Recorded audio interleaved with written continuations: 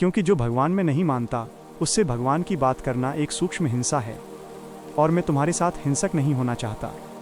मैं तो बस तुमसे सत्य की बात करने आया हूँ, और सत्य की खूबी यही है कि उसे किसी विश्वास की बैसाखी नहीं चाहिए। वह तुम्हारी धारणाओं का मोहताज नहीं है। अक्सर लोग मुझसे पूछते हैं, जो नास्तिक हैं, जो बुद्धिवादी हैं, कि ओशो अगर भगवान नहीं है तो फिर जीवन का अर्थ क्या है। मैं उनसे कहता हूँ, अर्थ मत खोजो। ये अर्थ खोजने की बीमारी सिर्फ मन की है। मन को हर चीज़ में मतलब चाहिए, गणित चाहिए, लेकिन हृदय तो उत्सव जानता है। क्या तुमने कभी किसी खिलते हुए फूल से पूछा है कि तेरा अर्थ क्या है? क्या बहती हुई नदी से पूछा है कि तू कहाँ जा रही है? जीवन कोई पहेली नहीं है जिसे हल करना है, जीवन एक रहस्य है जिसे जीना है। देखो, भगवान में न मानना कोई पाप नहीं है। असल पाप तो एक ही है, बिना जिए मर जाना। आस्तिकों की भीड़ को देखो, कांप रहे हैं डर के मारे, मंदिर में सिर झुका रहे हैं, पर भीतर लालच और भय का धुआं है। उनसे तो तुम भले हो, कम से कम तुम ईमानदार तो हो। मैं तुमसे तुम्हारा विश्वास छीनने नहीं आया, मैं तो तुमसे तुम्हारा डर छीनने आया हूँ। ओशो धीरे से मुस्कुराते हैं। एक छोटा सा विराम। भगवान कोई व्यक्ति नहीं है जो कहीं बादलों के ऊपर सिंहासन पर बैठा तुम्हारा हिसाब रख रहा है। नहीं, भगवान एक अनुभव है। लेकिन धर्मगुरुओं ने क्या किया? उन्होंने उस अनुभव को सिद्धांत बना दिया, और जैसे ही अनुभव सिद्धांत बनता है वो मृत हो जाता है, वो झूठ हो जाता है। तुम कहते हो मैं भगवान में नहीं मानता। मैं कहता हूँ बहुत खूब, लेकिन क्या तुम इस क्षण में मानते हो?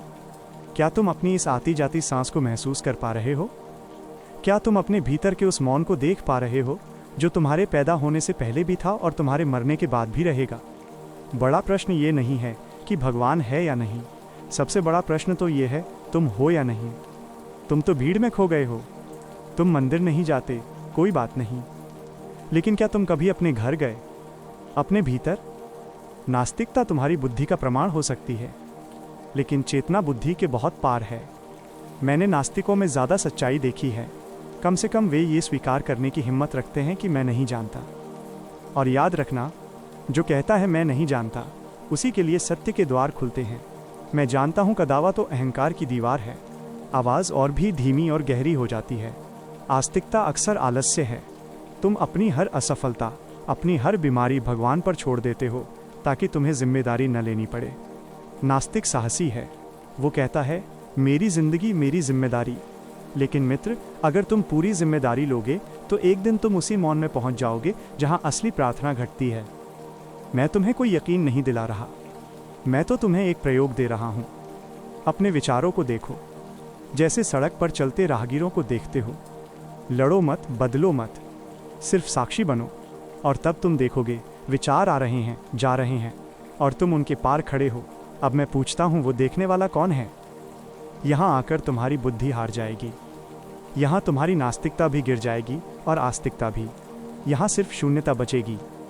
नाम मत देना उसे, नाम देते ही तुम उसे छोटा कर दोगे। कोई उसे बुद्ध कहे, कोई निर्वाण, कोई ताओ, तुम बस उस शांति में डूब जाना। यही मेरा संदेश है। जागकर जियो, डर के कारण नहीं, बोध के कारण। अगर भगवान नहीं भी है तो भी तुम्हारा होना एक चमत्कार है। अगर कोई स्वर्ग नहीं है तो भी तुम अपनी जागरूकता से इसी पृथ्वी को स्वर्ग बना सकते हो। तुम गलत नहीं हो, बस तुम्हारी यात्रा अभी अधूरी है। थोड़ा और गहरे उतरो। कृष्ण और माया, एक बोध। मैं तुमसे कृष्ण की कहानी सुनाने नहीं आया हूँ, क्योंकि कहानी सुनना आसान है। मैं तुमसे कृष्ण को समझने की बात करने आया हूँ, और कृष्ण को समझने के लिए सबसे पहले माया को समझना होगा। लोग सोचते हैं माया झूठ है, ये पहली भूल है।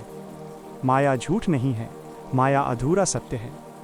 जो दिख रहा है वो पूरा नहीं है, लेकिन जो दिख रहा है वो गलत भी नहीं है। माया धोखा नहीं देती, माया बस उतना ही दिखाती है जितना तुम देखने के योग्य हो। कृष्ण को लोग भगवान कहते हैं, लेकिन कृष्ण पहले जागरूक मनुष्य हैं, इसलिए वे भगवान जैसे दिखते हैं। कृष्ण माया से भागते नहीं, कृष्ण माया को नकारते नहीं, कृष्ण माया के बीच नाचते हैं। यही फर्क है। संसार माया है, ये कहकर भाग जाना आसान है, लेकिन माया में रहते हुए अस्पर्श रहना ये कृष्णत्व है। कृष्ण कभी तपस्वी नहीं बने, उन्होंने जंगल नहीं चुना, उन्होंने जीवन चुना। रास भी है, रण भी है, हंसी भी है, युद्ध भी है, और फिर भी कृष्ण अछूते हैं। क्यों? क्योंकि वे जानते हैं माया को पकड़ना बंधन है और माया को देखना मुक्ति है। माया तब तक शक्ति है जब तक तुम जागे हुए हो। माया तब तक बंधन है जब तक तुम सोए हुए हो। अर्जुन सोया हुआ था, युद्ध से नहीं, अपने मन से। उसका प्रश्न धर्म का नहीं था, उसका प्रश्न भय का था। कृष्ण ने उसे उपदेश नहीं दिया, कृष्ण ने उसे जगाया। गीता कोई धार्मिक ग्रंथ नहीं है, गीता एक जागरण संवाद है। कृष्ण ने अर्जुन से ये नहीं कहा भगवान को मानो। कृष्ण ने कहा देखो, देखो कि तुम शरीर नहीं हो, देखो कि तुम भूमिका नहीं हो, देखो कि तुम परिणाम नहीं हो। जब अर्जुन ने देखना शुरू किया, माया टूटने लगी। माया टूटती नहीं है, माया दिखने लगती है, और जो दिखने लगे वो पकड़ नहीं बनता। लोग पूछते हैं अगर सब माया है तो प्रेम क्यों करें? कृष्ण मुस्कुराते हैं, क्योंकि प्रेम ही एकमात्र चीज़ है जो माया में रहते हुए माया से परे ले जाती है। राधा माया नहीं थी, राधा द्वार थी। राधा में कृष्ण नहीं खोए, कृष्ण में राधा नहीं खोई। दोनों मिले और कोई बंधन नहीं बना। क्यों? क्योंकि यह प्रेम आवश्यकता से नहीं, पूर्णता से जन्मा था। माया तब शुरू होती है जब तुम किसी को अपनी कमी भरने के लिए चाहते हो। कृष्ण को राधा चाहिए नहीं थी, इसलिए प्रेम शुद्ध था। कृष्ण का प्रेम स्वामित्व नहीं था, इसलिए बिछड़ना भी विष नहीं बना। माया तुम्हें डर देती है, डर से इच्छा पैदा होती है, इच्छा से बंधन। कृष्ण डर से नहीं चलते, इसलिए वे स्वतंत्र हैं। युद्ध में भी नाच, वियोग में भी गीत, मृत्यु में भी मुस्कान। ये पागलपन नहीं है, ये जागरूकता है। लोग पूछते हैं कृष्ण ने छल क्यों किया? क्योंकि सत्य सीधे सोए हुए मन को दिखाई नहीं देता। कृष्ण नियम नहीं तोड़ते, कृष्ण नींद तोड़ते हैं। माया नियमों से नहीं चलती, माया चेतना से चलती है। जहाँ चेतना नहीं वहाँ धर्म भी हिंसा बन जाता है। कृष्ण नैतिकता नहीं सिखाते, कृष्ण दृष्टि देते हैं, और जब दृष्टि बदलती है तो कर्म अपने आप बदल जाता है। कृष्ण कहते हैं कर्म करो, फल छोड़ दो। यह त्याग नहीं है, यह स्वतंत्रता है। फल पकड़ने का अर्थ है भविष्य में जीना। कृष्ण अभी में है, माया भविष्य में रहती है, कृष्ण वर्तमान में। जो अभी में है वो माया के पार है। लोग कृष्ण की मूर्ति पूजते हैं, लेकिन कृष्ण को जीना कठिन है, क्योंकि कृष्ण बनना मतलब है संसार में रहकर संसार से मुक्त होना। न घर छोड़ना, न रिश्ते तोड़ना, बस आसक्ति छोड़ना। माया वस्तुओं में नहीं है, माया पकड़ में है। तुम सब छोड़ दो और फिर भी अगर पकड़ बाकी है तो माया जीवित है, और तुम सब रखो लेकिन पकड़ ना हो तो माया मर चुकी है। कृष्ण इसी स्थिति का नाम है, इसलिए वे राजा भी हैं, ग्वाला भी हैं, प्रेमी भी हैं, रणनीतिकार भी हैं, और किसी में भी खोए नहीं। अंत में कृष्ण यह नहीं कहते संसार छोड़ो, कृष्ण कहते हैं जागो।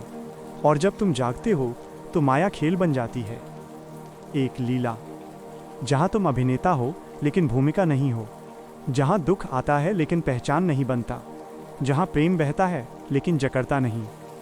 यही कृष्णत्व है।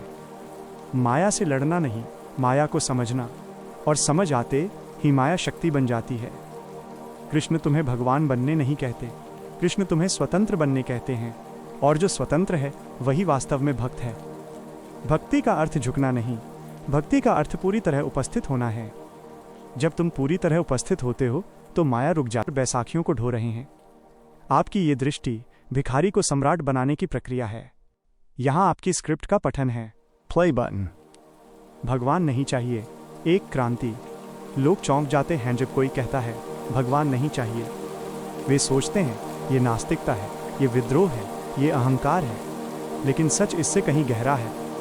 भगवान को नकारना समस्या नहीं है, भगवान को पकड़ लेना समस्या है। जब तक तुम्हें भगवान चाहिए तब तक तुम कमज़ोर हो, क्योंकि ज़रूरत हमेशा डर से जन्म लेती है। तुम भगवान को क्यों चाहते हो? सुरक्षा के लिए, सफलता के लिए, स्वर्ग के लिए, डर से बचने के लिए।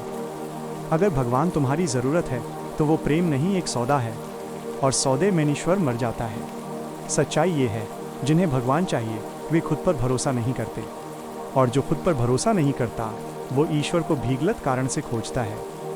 बच्चा अंधेरे में माँ को पुकारता है, यह प्रेम नहीं, डर है। इसी तरह आदमी जीवन के अंधेरे में भगवान को पुकारता है। भगवान तुम्हें इसलिए नहीं चाहिए कि तुम जाग सको, भगवान तुम्हें चाहिए क्योंकि तुम सोए हुए हो, और ये कोई अपमान नहीं है, ये एक तथ्य है। भगवान की कल्पना डर का सबसे सुंदर रूप है। धर्म ने कहा ईश्वर सर्वशक्तिमान है ताकि आदमी कमजोर बना रहे। अगर ईश्वर सब कर सकता है तो तुम्हें कुछ भी करने की जरूरत नहीं, बस झुको, बस मानो। लेकिन जागा हुआ आदमी झुकता नहीं, वो देखता है। मैं ये नहीं कह रहा कि ईश्वर नहीं है, मैं यह कह रहा हूँ ईश्वर की ज़रूरत नहीं है। ज़रूरत वहीं होती है जहाँ खालीपन होता है, और जागरूक आदमी खाली नहीं होता, वो पूर्ण होता है। भगवान को पकड़ने का अर्थ है जिम्मेदारी छोड़ देना। गलती हो भगवान की मर्जी, सफलता मिले भगवान की कृपा। यह बहुत सुविधाजनक है, लेकिन ये जीवन से भागने का तरीका है।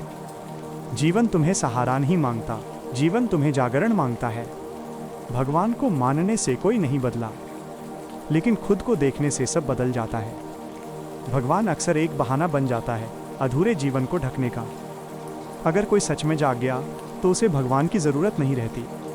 जैसे स्वस्थ आदमी को बैसाखी की ज़रूरत नहीं होती। बैसाखी गलत नहीं है, लेकिन अगर तुम चल सकते हो तो बैसाखी बोझ है।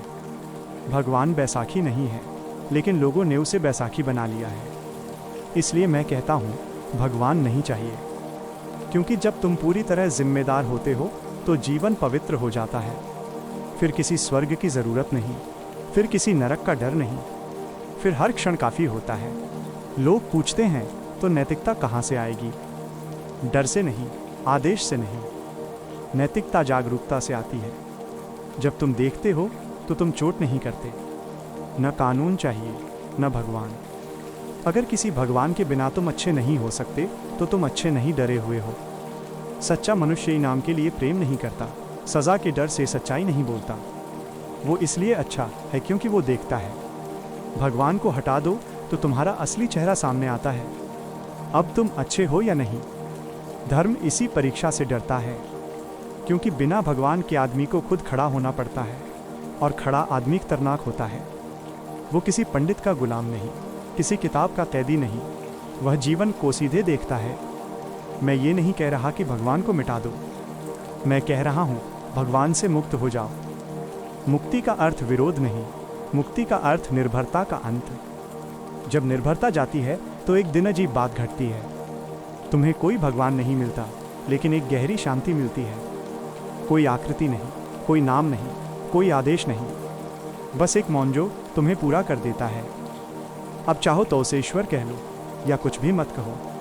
नाम जरूरी नहीं, जरूरी है स्वतंत्रता। भगवान की जरूरत वाला आदमी भक्त नहीं होता, वो ग्राहक होता है, और ईश्वर कोई दुकान नहीं।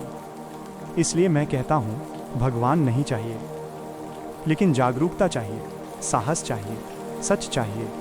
और जो सच में जाग गया उसका जीवन ऐसा हो जाता है कि लोग उसे देखकर कहते हैं इस आदमी में कुछ दिव्य है। यही असली ईश्वर है जो ज़रूरत के बिना जीवन में उतरता है। सच और अकेलापन, एक मौन संवाद। सच कभी भीड़ में नहीं मिलता, भीड़ शोर है, सच मौन है, और मौन हमेशा अकेला होता है। लोग सच से नहीं डरते, लोग अकेले होने से डरते हैं, क्योंकि सच तुम्हें भीड़ से अलग कर देता है। झूठ आराम देता है, सच जिम्मेदारी देता है। झूठ तुम्हें कहता है सब ऐसे ही करते हैं, सच पूछता है तुम क्या कर रहे हो? और ये प्रश्न खतरनाक है। इसलिए आदमी भीड़ चुनता है। भीड़ में होने का अर्थ है गलत होने की जिम्मेदारी नहीं। अगर सब गलत हैं तो कोई गलत नहीं। सच ये सुविधा छीन लेता है। सच तुम्हें खड़ा करता है, और खड़ा आदमी अकेला होता है। इतिहास गवाह है, जो भी सच लेकर आया अकेला आया। बुद्ध अकेले चले, कबीर अकेले बोले, सुकरात अकेले पिए।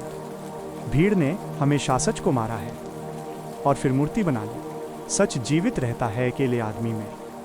मूर्ति सुरक्षित होती है भीड़ के लिए। इसलिए समाज जीवित संत से डरता है और मरे हुए संत को पूछता है। सच कभी आरामदेह नहीं होता, वो तुम्हें खुद से मिलवाता है, और खुद से मिलना सबसे कठिन मुलाकात है। तुम दूसरों के साथ रह सकते हो, तुम खुद के साथ नहीं रह सकते। इसलिए अकेलापन तुम्हें डराता है, लेकिन अकेलापन और एकांत अलग हैं। अकेलापन दर्द है, एकांत जागरण है। सच एकांत में उतरता है, भीड़ में केवल धारणाएं होती हैं। तुम भीड़ से सुधार ले सकते हो, लेकिन उसे जी नहीं सकते। सच जीने के लिए साहस चाहिए, और साहस अकेला होता है। सच कहने वाला लोकप्रिय नहीं होता, क्योंकि सच अहंकार तोड़ता है, और अहंकार भीड़ में पलता है। जब तुम सच देखते हो, तुम तुलना छोड़ देते हो। भीड़ तुलना से जीती है, सच स्पष्टता से।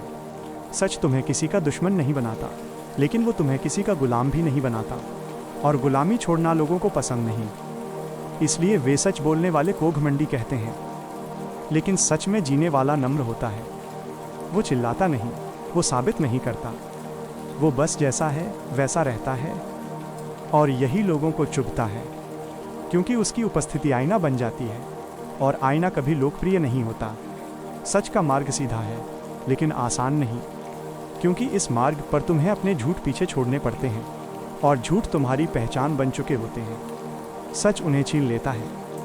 इसलिए आदमी सच से नहीं, अपनी पहचान टूटने से डरता है।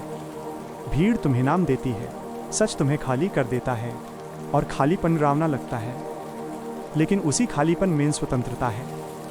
सच कभी समझौता नहीं करता, भीड़ हमेशा करती है। इसलिए सच अकेला चलता है, लेकिन याद रखो, अकेलापन अंत नहीं है। सच का अकेलापन अस्थायी है, क्योंकि जब तुम पूरी तरह सच में उतर जाते हो तो तुम्हें कोई अलग नहीं दिखता। फिर तुम अकेले नहीं होते, फिर सब तुम्हारे भीतर होते हैं। भीड़ बाहर होती है, सच भीतर, और भीतर कोई भीड़ नहीं होती। वहाँ शांति होती है, स्पष्टता होती है, प्रेम होता है।